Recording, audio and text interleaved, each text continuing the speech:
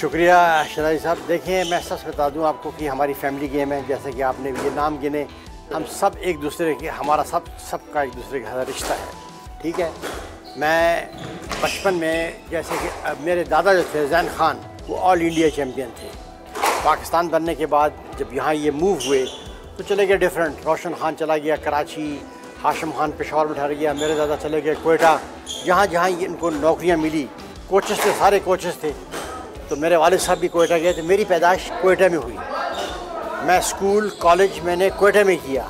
उसके बाद मैं तकरीबन, मेरा ख्याल है कि जब व्हेन आई वाज 20 मेरी एज थी, मैं कॉलेज छोड़ करके मैं यहाँ आया।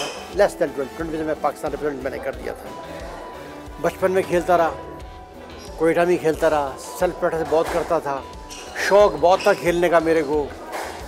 फटी हुई गेंदों से मैंने स्क्वाश शुरू किया। ये बात कहते हैं ना ये लोग जी, फैसिलिटीज़ नहीं है, फैसिलिटीज़ नहीं है। ठीक है, मैं भी कहता हूँ फैसिलिटीज़ नहीं है, होनी चाहिए। ऑनेस्टली मैं फटी हुई गेंदों से खेलता रहा हूँ। वालिद साहब की तनख्वाह थी 300 रुपये, हम 11 बहन भाई थे। कहने लगा, कमर जमान 60 रुपये की गेंद तू फाड़ेगा महीने में, तो इनको मैं क्या खिलाऊँगा। मैंने कहा, बाबा आप मेरे लिए गेंद मत लो, मैं ख़ुद बंदोबस्त करूँ। मतलब ये आप क्या समझते हैं कि ये विल थी जो लेजेंड्स पैदा हुए, फैसिलिटीज़ का इशू नहीं था जैसे कि आप लोग रो रहे हैं। मैं आपको वही बताने लगा हूँ।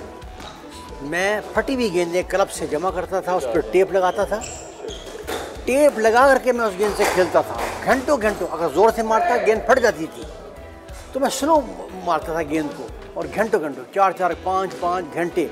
ये मेरे, अगर मेरा आप हाथ, ये मेरी उंगलियां आपको नज़र आएंगी, अभी देखिए आप, आज भी मेरी उंगलियां वो खांचा बना है ग्रिप का, सीधी नहीं है ये टेढ़ी है यूँ करके।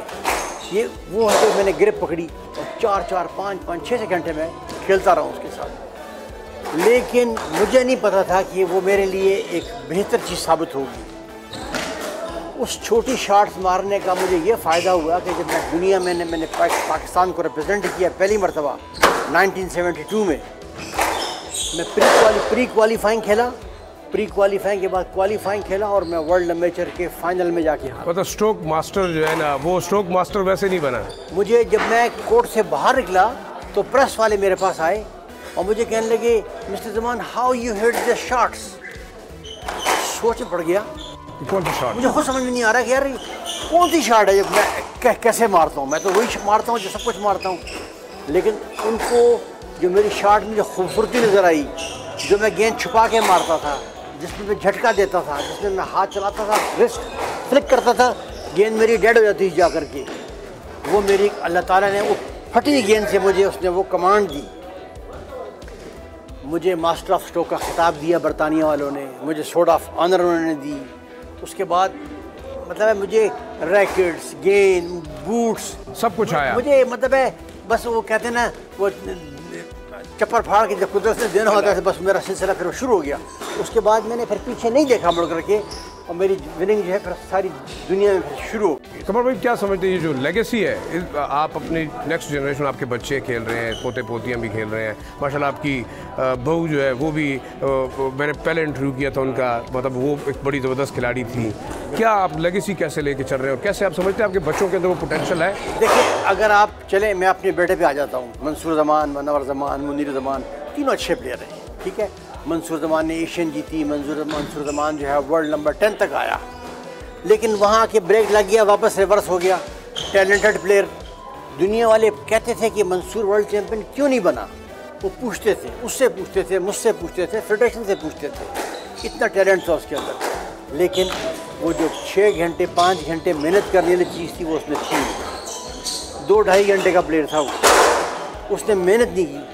क्यों नहीं की? उसको लालच दी, उसको डांट लगाई, उसके अंदर कैपेसिटी नहीं थी, कर नहीं पा रहा था। मतलब हम ये समझते हैं कि जो नई जनरेशन है स्क्वाश में बाकी मामलात के अलावा शायद एक वो स्टेमिना का प्रॉब्लम आ रहा है, जैसे जानशेर का स्टेमिना था, जहांगीर का स्टेमिना था, आपका था, तो अब समझते हैं कि एक लैक ऑफ स्टेमिना है या लैक ऑफ विल है? विल, स्टेमिना, स्पीड, स्ट्रेंथ, यहाँ से लूज़ हैं सारे। घंटे 1.5 घंटे के प्लेयर हैं, इनके मैचेस देखें आप तो 15-20 मिनट में 20 मिनट में मैच ख़त्म हो जाते हैं। मैंने जो वर्ल्ड चैम्पियनशिप जीती थी, जेफ हंट को मैंने मारा था, 2 घंटे 17 मिनट का मैंने match, longest match of the history मैंने किया था। वो वर्ल्ड चैम्पियन था।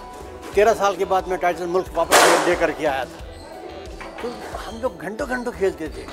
जानशेर की बात करते हैं, जानशेर तो हम 6 बजे ग्राउंड में आते थे, वो 5 बजे आता था, 1 घंटा रनिंग करके अकेले, तो 6 बजे हमको ज्वाइन करता था, हमारे साथ ट्रेनिंग करता था। ये लड़कों में भी चीज़ है ही नहीं। देखिए फैसिलिटीज़, मैंने कहा कि फटी गेंद, अब तो मेरे बेटे के लिए गेंद भी है, रैकेट भी है, मेरे बेटे की तरह और बड़े प्लेयर हैं, फरहान हो गया, आमिर हो गया, ये नासिर है, ये और सारे एक बने बनाए चैंपियन हैं, लेकिन मेहनत कौन।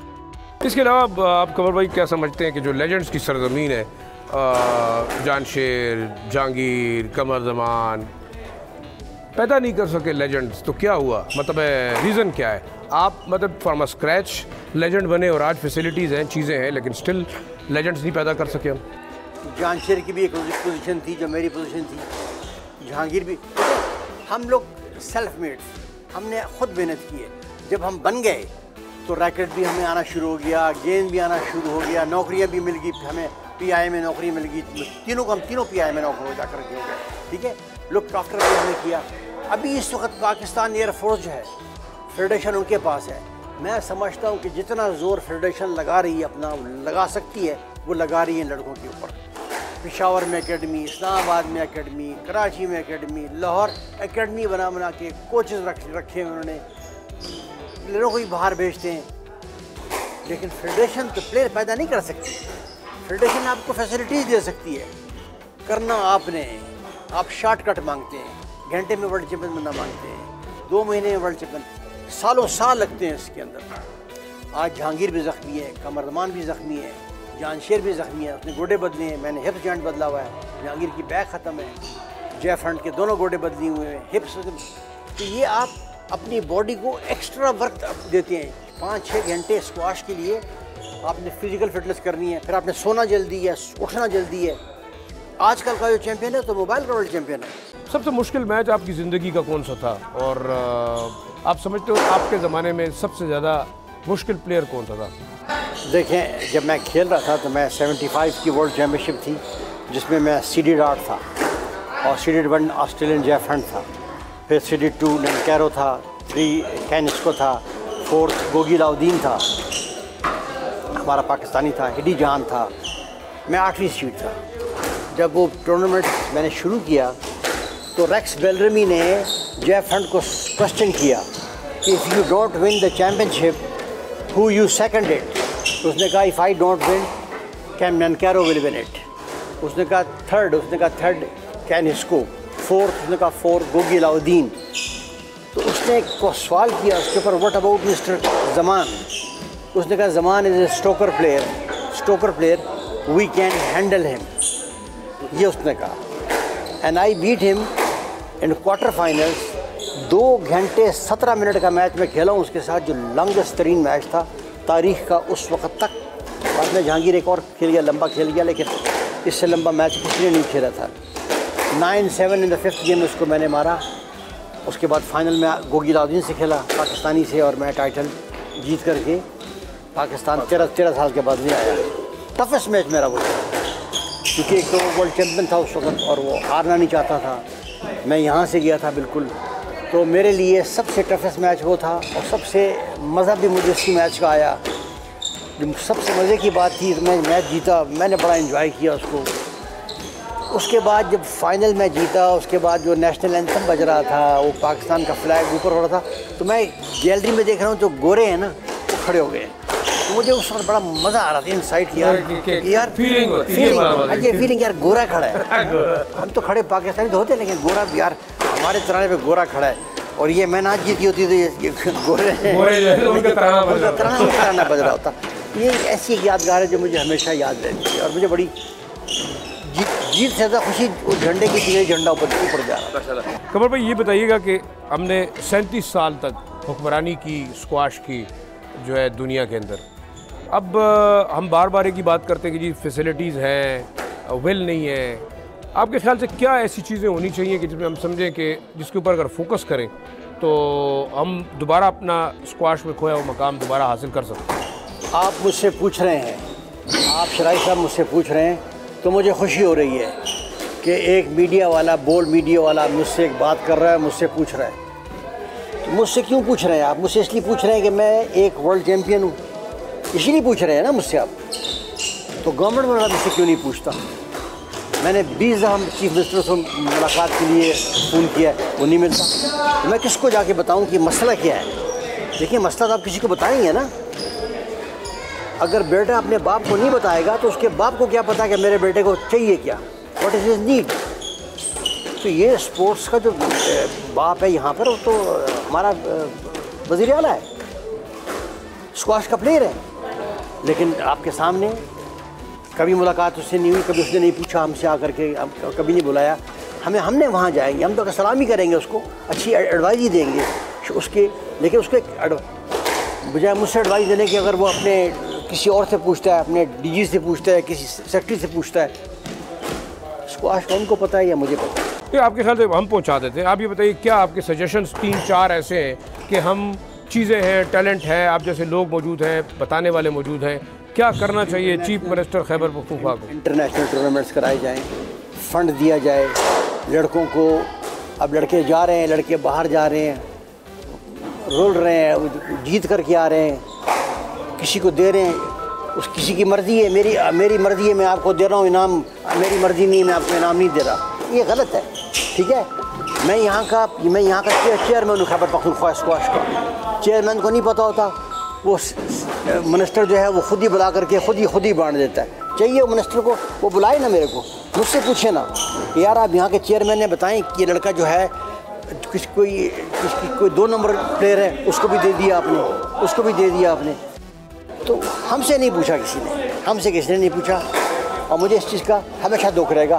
ठीक है, मैंने कौन सा कोई जा करके मुझे उसका मेकिंग, मेरी ख्वाहिश है स्क्वाश की, और मैं समझता हूँ कि मेरा सीएम जो है वो स्क्वाश का प्लेयर है। इस वक्त मेरा सीएम स्क्वाश का प्लेयर है, उसको मुझे बुलवाना चाहिए। क्यों नहीं बुलाता मुझे, ये अल्लाह बेहतर। चले, हम गिला करते हैं, गरीब सूबा है, वॉर ऑन टेरर थी, यहाँ पे हालात ख़राब थे, लॉ एंड ऑर्डर था, एक ये क्वेश्चन भी दे देते हैं स्क्वाश के साथ साथ बाकी खेल, हॉकी और दूसरी चीज़ों की जो है ना वो ज़वाल पजीरी के लिए। लेकिन ये बताएं, फेडरल गवर्नमेंट क्या कर रही है? उसको तो चाहिए, वो फेडरल लेवल के ऊपर उन्होंने अभी तक बहुत सारे लेजेंड्स पैदा किए होते हैं, रीज़न क्या है? फेडरल गवर्नमेंट ने क्या किया? मुझे तो नहीं समझता कि फेडरल गवर्नमेंट ने कोई कमाल दिखाया अभी तक। क्या कमाल दिखाया फेडरल गवर्नमेंट को? चाहिए कि 1 अरब रुपया देना फेडरेशन के हाथ में दे, तो फेडरेशन पैसे भेजे, लड़के भेजे। उनके पास बस जब बात करते हैं पैसा नहीं है। और यार, इसने आपको इस खेल में, दुनिया में आपको 30 साल तक पैसा रोशन, आपका दुनिया में नाम रोशन किया है। तारीख़ आपकी दुनिया में जाए, एक बंदा बात करता है, गोरा बात करता है आपके लिए। जब आप ये ख़र्चा नहीं करेंगे तो फिर आप ये भी ना करें, ये तो 1 महीने के अंदर ट्रेनिंग करा करके बोलते हैं जी आप मेडल क्यों नहीं लेकर के आए। वो मेडल आएगा, खर्चा करें, कोचेस को पैसे देने पड़ते हैं। कोचेस आपको, आप 50-30 हज़ार में कोचेस को उम्मीद करते हैं कि आपको बना देगा, ऐसा नहीं होता। बाहर से कोचेस के सोचते हैं जो भी आपसे 10,000 15,000 डॉलर लेगा, लेकिन यहाँ के कोचेस को आप 1 लाख नहीं दे सकते। अगर आपको पर साहब इख्तियार दिया जाए, आप क्या समझते, कौन से ऐसे 5 इकदाम आप करेंगे कि हम स्क्वाश की बादशाह दोबारा हासिल कर रहे हैं, हमारे लेजेंड्स दोबारा पैदा होना शुरू हो जाए, हमारी जो कहते हैं ना कि खोई हुई साख है, क्या होना चाहिए? स्क्वाश कोर्टों की तादाद बढ़ा दूँ, इवन वहाँ भी ले जाऊँ जो रिमोट एरिया है, वहाँ भी स्क्वाश कोर्ट ले जाऊँ। 50 नहीं बनाऊँगा, लेकिन 5-5 कोर्ट, 4 कोर्ट तो बना दूँगा। कोचेस रखूँगा, कोचेस भेजूँगा वहाँ पर, ट्रेनिंग कैंप लगवाऊँगा। ट्रेनिंग कैंप के अंदर उनको रैकेट मिलेगा, उनको गेंद मिलेगा, उनको बूट मिलेगा, उनको खुराक बंदोबस्त होगा। उनसे पूछा जाएगा कि आपने हम ये पैसा मैं लगा रहा हूँ कि मेरे पास हराम का पैसा नहीं है, गवर्नमेंट का पैसा है, मुझे उसका जवाब चाहिए, मैं आप पे लगा रहा हूँ, रिजल्ट चाहिए उसका। देखिए, वो वक्त ख़त्म हो गया कि आप खुद करते थे। मैंने तो खुद ब खुद किया, मुझे तो किसी से नहीं मिला, जहांगीर जान से तो किसी ने नहीं दिया, हमने खुद किया। उसके बाद हमें फैसिलिटीज मिली, नौकरियाँ भी मिली, पैसा भी मिला, सब कुछ मिला। लेकिन जब आप बन रहे होते हैं, उस वक्त ज़रूरत है आपको, उस वक्त आपको ज़रूरत है। लेकिन उस वक्त मैंने कहा ना आपको कि बस पाकिस्तान की स्पोर्ट्स में वो अल्लाह के नाम पे चल रही है, बस अल्लाह के नाम पे चल रही है। अगर तवज्जो है पाकिस्तान की सिर्फ़ और सिर्फ तो वो क्रिकेट के ऊपर है, हॉकी पर भी नहीं है, बास्केटबॉल पे भी नहीं है, कोई तवज्जो नहीं, बस जीत के आए कि नहीं आए। जीत आप किसी से पूछ रहे हैं कि डायरेक्टरेट से कि किसी वॉलीबॉलर को जानता है, वो मज़ा जानता भी नहीं होगा, वो जानता भी नहीं होगा। ठीक है ना, बड़ी बातें। लेकिन मुझे अगर मैं अपना मुंह बंद रखूं तो मैं साहब मैं बेहतर। तो शुक्रिया कंवर साहब, और आपने तो कहा कि मेरा मुंह बंद रहेगा लेकिन मैं अपना मुंह खोल लेता हूँ। नाजरीन, कंवर ज़मान साहब जो हमारे स्क्वाश लेजेंड थे, दुख हमने सुना, कुछ बातें हुई कुछ ना हुई, कुछ मजबूरियाँ होती हैं, कहीं बोलना नहीं होता मेरे। लेकिन एक बात ज़रूर करनी चाहिए कि शायद इस वक्त जो मीडिया जितना वाइब्रेंट है, जिन चीज़ों को उठाता है, मेरे ख्याल में दुख की बात यह है कि ना तो हमारी प्रोविंशियल गवर्नमेंट स्क्वाश और दूसरी ऐसी स्पोर्ट्स को प्रमोट करने में कोई किरदार अदा कर रही है। सब्सक्राइब करें और बेल दबाएं ताकि कोई खबर रह न जाए।